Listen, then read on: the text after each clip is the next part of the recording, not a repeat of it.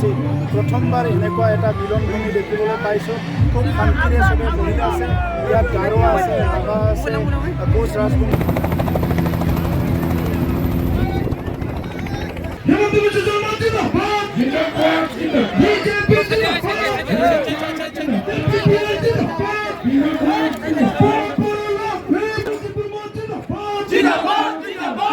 প্ৰমোদ বড়ো ডাঙৰীয়া। গতিকে এতিয়া আমাৰ মাজত শ্ৰদ্ধাৰ বদালনৰ শ্ৰী প্ৰমোদ বড়ো ডাঙৰীয়াই ভাষণ ৰাখিব। গতিকে মই এতিয়া শ্ৰদ্ধাৰ শিৱ ডাঙৰীয়াক নিজৰ ভাষণ ৰাখিবৰ কাৰণে অনুৰোধ জনাইছোঁ।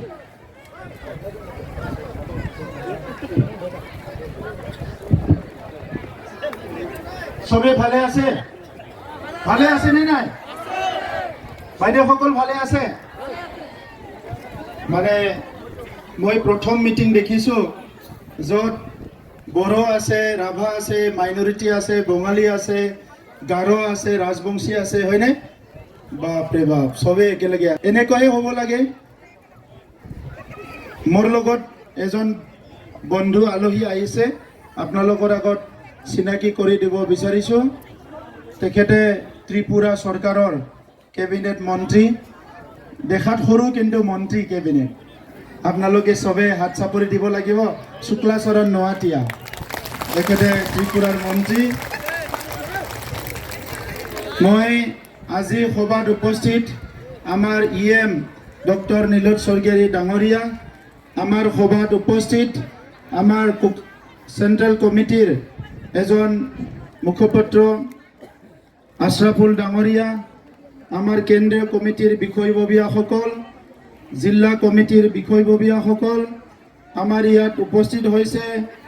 ইয়াত ইনচাৰ্জ হিচাপে কাম কৰিবলৈ আমাৰ তামোলপুৰৰ পৰা আহিছে সম্পাদক, জিলা কমিটিৰ সম্পাদক মহেন্দ্ৰ ৰাভা ডাঙৰীয়া। ইয়াত উপস্থিত মাতৃসকল, বাইদেউ ভনীসকল, দাদা ভাইসকল, মই সকলোলৈ ধন্যবাদ জনাইছোঁ আৰু কৃতজ্ঞতা জনাইছোঁ। আজি বহুত দিনৰ পৰা আমাৰ মৈদুলে আহি পেলাই মোক কৈ আছে, প্ৰতিভা বাইদেৱে কৈছে, আমাৰ TCLCCৰ চেয়াৰমেন বাৰে বাৰে মোক কৈছে যে তিনটিলাৰ ফালে আহিব লাগে, আলুগুৰিৰ পৰা আহিব লাগে। মোৰ ভাই আয়ুবে কৈ আছে যে এই অঞ্চলত যোৱা 6 মাহৰ ধৰি মোক আহিবলৈ মাতি আছে। মই একচুৱেলি যোৱা বছৰে ভাবিছিলোঁ এই অঞ্চলত চব এৰিয়াটো একবাৰ মটৰ চাইকেল লৈ ঘূৰিম, বিভিন্ন জাতি জনগোষ্ঠীৰ লোক আছে, গাঁওবিলাক চাব লাগে। কিন্তু আজি মই নিৰ্বাচনৰ সময়ত আহিছোঁ। কিন্তু আপোনালোকক কথা দিছোঁ, নিৰ্বাচনৰ পিছে আৰু একবাৰ আহিম। মই যিহেতু কোকৰাঝাৰতে থাকোঁ, বেছি দূৰ নহয়। এই তিনটিলা আৰু গৈ যিখিনি গাঁও আছে চবতো ঘূৰিবলৈ এবাৰ আহিম মটৰ চাইকেল লৈ পেলাই। এতিয়া কথা হৈছে বিটিআৰ অঞ্চলত শান্তি আহিল, চবে নিৰাপত্তা পালে, আৰু এতিয়া সকলো জাতি জনগোষ্ঠীৰ সমস্যা সমাধান হ'ব লাগে। যোৱা 17 বছৰত এই অঞ্চলৰ ৰাইজে BPFক ভোট দিছে, নাঙল পাৰ্টিক ভোট দিছে, হয়নে নহয়? বহুতে নাঙলক ভোট দিছে, কিছুমানে টজতো ভোট দিছে, নাঙলতে ভোট দিছে।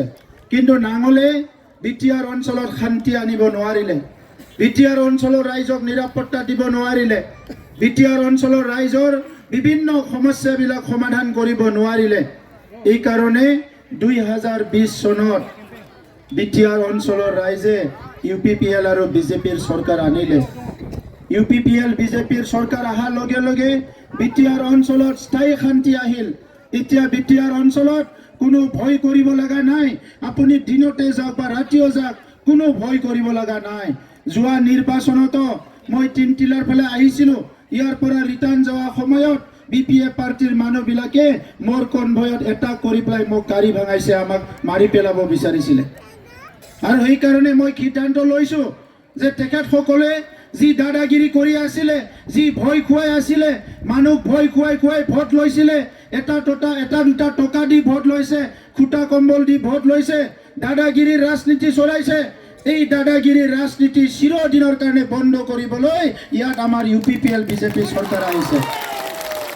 এতিয়া মোৰ গাড়ীৰ কনভয়তটো কোনো এটাক কৰিব নোৱাৰে। আমাৰ ইয়াৰ এই অঞ্চলৰ দাদা ভাইসকল, বড়োই হওক, গাৰোই হওক, মাইনৰিটি মাইনৰিটি হওক, ৰাজবংশী হওক, বঙালী হওক, ৰাভা হওক, যিমান জনগোষ্ঠী আছে ইয়াত কোনো দাদাগিৰি কৰিব নোৱাৰে, চবে নিৰাপত্তাত থাকিব পাব, এইটো আমাৰ গেৰেণ্টি। যোৱা 3টা দশক ধৰি 30-40টা বছৰ অশান্তি হোৱাৰ কাৰণে আমাৰ অঞ্চলত পঢ়াৰ কাৰণে পৰিৱেশ নাছিলে, আমাৰ ল'ৰা ছোৱালী ভালকে পঢ়িব পৰা নাই, আমাৰ খেতিয়কসকলে ভালদৰে খেতি কৰিব পৰা নাই, আমাৰ ব্যৱসায়ী মানুহবিলাকে ভালদৰে ব্যৱসায় কৰিব পৰা নাই। এতিয়া শান্তি অহাৰ কাৰণে এই কামবিলাক সব লাহে লাহে হৈ উঠিছে, তথাপিতো বহুত কাম কৰিব লগা আছে। এই বৃহত্তৰ অঞ্চলত ভূমিৰ পাট্টা দিব লাগে, ভূমিৰ অধিকাৰ দিব লাগে। BPFৰ সময়ত এজন মানুহকো ভূমিৰ সমস্যা সমাধান কৰি দিব নোৱাৰিলে এই বিটিআৰ অঞ্চলত। মাত্ৰ 17 বছৰত মানুহৰ সেই সমস্যা সমাধান হ'ল।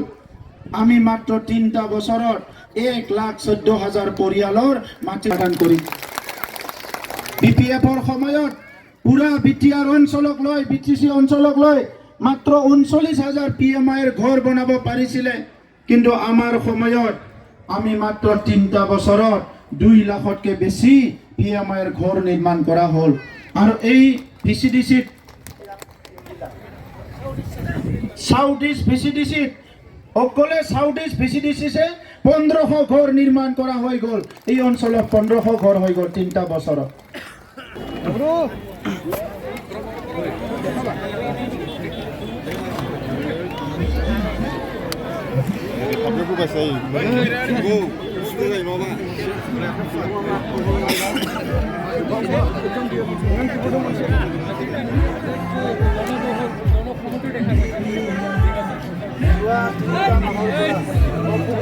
আৰু কৰি এই অঞ্চললৈ আমন্ত্ৰণ জনাইছিলে, কিন্তু মই আহিব পৰা নাছিলোঁ। আৰু আজি আহি দেখিবলৈ পালোঁ যে ইয়াত এটা জনসমুদ্ৰ হৈছে, আৰু ইয়াত অকল বড়ো নহয়, ৰাজবংশী নহয়, সকলো জনগোষ্ঠী প্ৰথমবাৰ এনেকুৱা এটা মিলনভূমি দেখিবলৈ পাইছোঁ। খুব শান্তিৰে চবে বহি আছে। ইয়াত গাৰো আছে, ৰাভা আছে, কোচ ৰাজবংশী আছে, শূদ্ৰধৰ আছে, মাইনৰিটি আছে, বঙালী আছে, বড়ো আছে। আৰু এই অঞ্চলটো আগুৱাই নিয়াৰ আমাৰ 17 বছৰত UPFে এই অঞ্চলটো নেগলেক্ট কৰি থৈছিলে। বিভিন্ন জনগোষ্ঠীক ভয় খুৱাই UPPL আহিলে ঘৰ ভাঙিব, ইলেকশ্যন কৰিব, খেদি পঠাব, মাৰিব বুলি UPFে ভোট লৈ আছিলে। কিন্তু যোৱা 3টা বছৰ আমাৰ যি মৰম, আমাৰ যি সন্মান, আমাৰ যি শ্ৰদ্ধা আৰু সকলোকে লৈ আগবাঢ়ি যোৱা প্ৰধানমন্ত্ৰী ডাঙৰীয়াৰ যি মন্ত্ৰ সবকে সাথ সবকে বিকাশ, মুখ্যমন্ত্ৰী ডাঙৰীয়াৰ যি এটা ভিজন, আৰু বিটিআৰ চৰকাৰৰ UPPL BJPৰ যি এটা আঁচনি, ইয়াৰ দ্বাৰা সকলো উপকৃত হৈছে আৰু সকলো সন্তুষ্ট হৈছে। এইকাৰণে এই নিৰ্বাচনত কোনো প্ৰতিদ্বন্দ্বী নাই। আমাৰ প্ৰাৰ্থী জয়ন্ত বসুমতাৰী ডাঙৰীয়াই বিপুল ভোটত জয় হ'বলৈ গৈ আছে, এইটো নিশ্চিত হৈছে।